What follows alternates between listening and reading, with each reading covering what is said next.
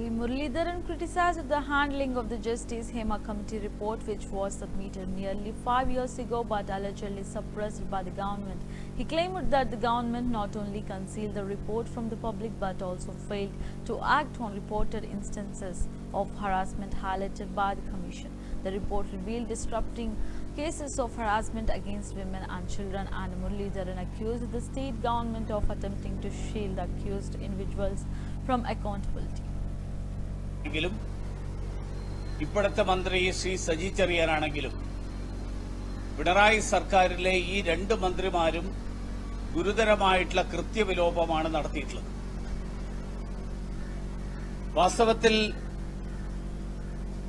സത്യപ്രതിജ്ഞയുടെ ലംഘനമാണ് നടത്തിയിട്ടുള്ളത്.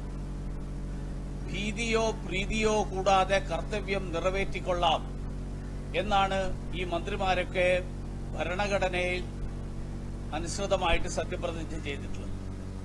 പക്ഷേ ഗുരുതരമായിട്ടുള്ള ഒരു കുറ്റകൃത്യം, പ്രത്യേകിച്ച് പോക്സോ ആക്ട് പോലെയുള്ള നിയമങ്ങൾ, ആ നിയമങ്ങളടക്കം ബാധിക്കുന്ന ആ നിയമങ്ങൾക്കനുസരിച്ചിട്ടുള്ള ഉൾപ്പെടെയുള്ള കുറ്റകൃത്യങ്ങളാണ് സംഭവിച്ചതായിട്ട് ഹേമ കമ്മീഷൻ റിപ്പോർട്ട് ചെയ്തതായിട്ട് മാധ്യമങ്ങളിലൂടെ പുറത്തു വന്നിട്ടുള്ളത്.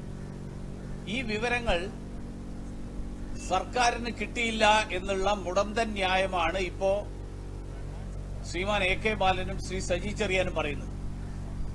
ഒരു കമ്മീഷൻ, ആ കമ്മീഷന്റെ ശുപാർശകൾ, ആ കമ്മീഷന്റെ റിപ്പോർട്ട്, ആ റിപ്പോർട്ടിൽ കുറച്ച് ഭാഗങ്ങൾ മറച്ചുവെച്ചുകൊണ്ട് സർക്കാരിന് റിപ്പോർട്ട് കൊടുത്തു എന്നൊക്കെ പറഞ്ഞ് കേരളത്തിലെ ജനങ്ങളെ വിശ്വസിപ്പിക്കാൻ കേരളത്തിലെ ജനങ്ങൾ ഇത്രയും വിഡ്ഢികളാണ് എന്നാണോ ഇവർ കരുതുന്നത്?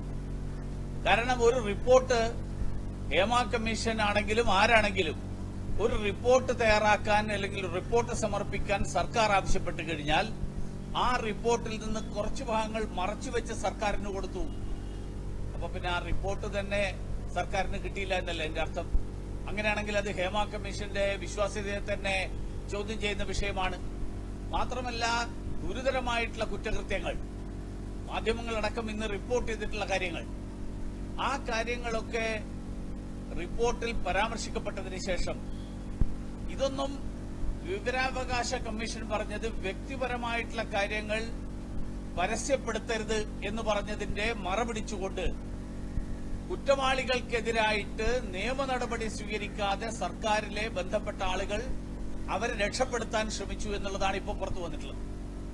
അപ്പോൾ ഈ തരത്തിലുള്ള ഗുരുതരമായിട്ടുള്ള കുറ്റകൃത്യങ്ങൾ, ലൈംഗിക കുറ്റകൃത്യങ്ങൾ നടത്തിയ ആളുകളെ സംരക്ഷിക്കാൻ ശ്രമിച്ച സജി ചെറിയാന് സർക്കാരിൽ മന്ത്രിയായി തുടരാനുള്ള ഒരവകാശവുമില്ല.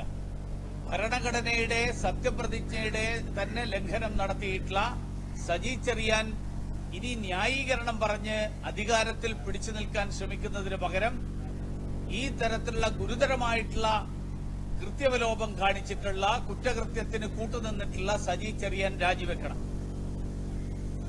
ഈ സംഭവമാണെങ്കിലും ഇപ്പോഴത്തെ മന്ത്രി ശ്രീ സജി ചെറിയാനാണെങ്കിലും പിണറായി സർക്കാരിലെ ഈ രണ്ട് മന്ത്രിമാരും ഗുരുതരമായിട്ടുള്ള